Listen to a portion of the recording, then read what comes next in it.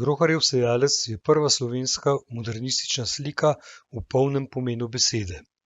Takšno vzpostavlja uravnoteženost enotno obravnavane površine, manifestativnost izvedbe, barvna konstrukcija prostora, metonimična krajina, hkrati pa slika s svojimi slikarskimi sredstvi in njihovo materialno zgovornostjo formulira ideološko sporočilo.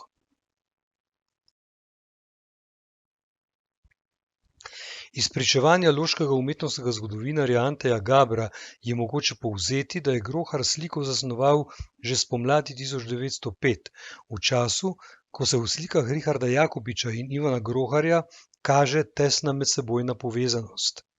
V to leto datira več manjših Jakopičevih študij, na Groharjevega neznanega sejalca pa naletimo v korespondenci loškega zbiralca Karla Štrala.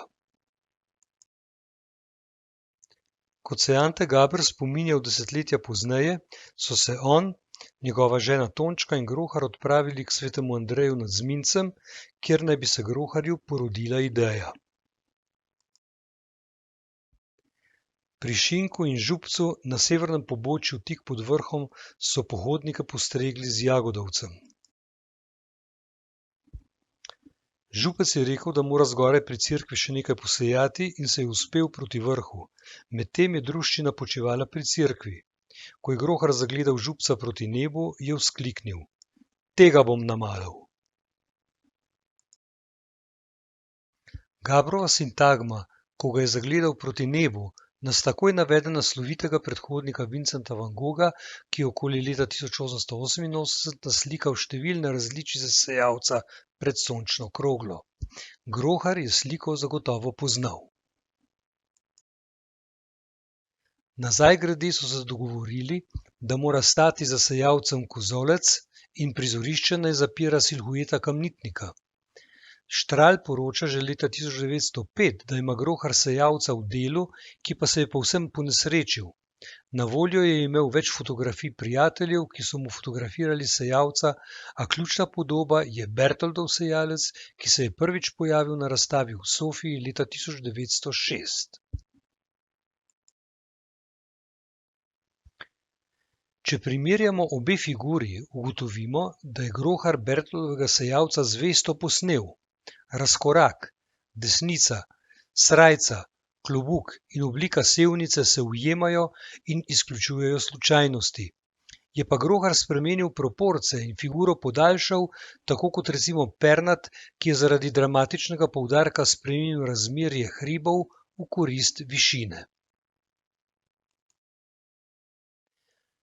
Problem, s katerim se je Grohar spopadal skoraj 2 leti, je bil v načinu izvedbe figure pred krajinskim ozadjem v slikarski maniri, razviti za slikanje čistih krajinskih motivov. Primerjava zasneženih hiš kozolcem in figuro nam dobro predoči naravo problema. Bertold je svojo fotografijo razvil v gumijevem postopku, ki daje grobo zrnat videz in povsem zmehča risbo. S tem poenoti površino v enotno zrnavo teksturo od roba do roba fotografije. Oblike se zlijejo v eno.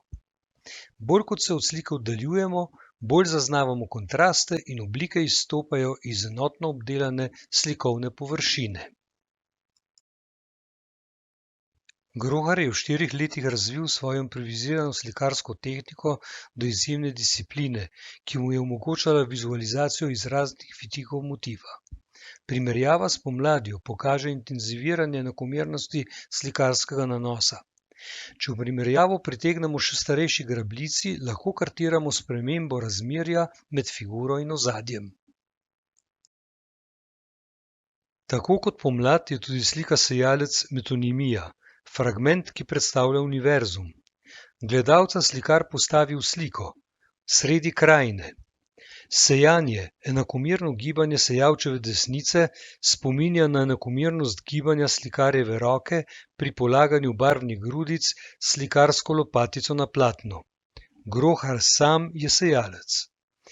Ekvivokacija, to je istoznačje površine figure in ozadja, nosi ideološko razsežnost. Človek in zemlja, ki jo obdeluje, sta iz iste snovi. Sejalec raste iz zemlje in ker je v srednjem planu kozolec, vemo, da je to slovenski sejalec, ki raste iz slovenske zemlje. Slovenski kmet, ki je ohranil slovenski jezik, v tisočletnem pritisku germanizacije označuje kmečki narod. V kontekstu nacionalne emancipacije je Grohar tako učinkovito podal konstrukt nacionalne identifikacije, ki je aktualna še danes, da so jo kritiki ob prvem pojavu v javnosti v Trstu oktobra 1907 označili kot najpomembnejšo sliko slovenskega naroda.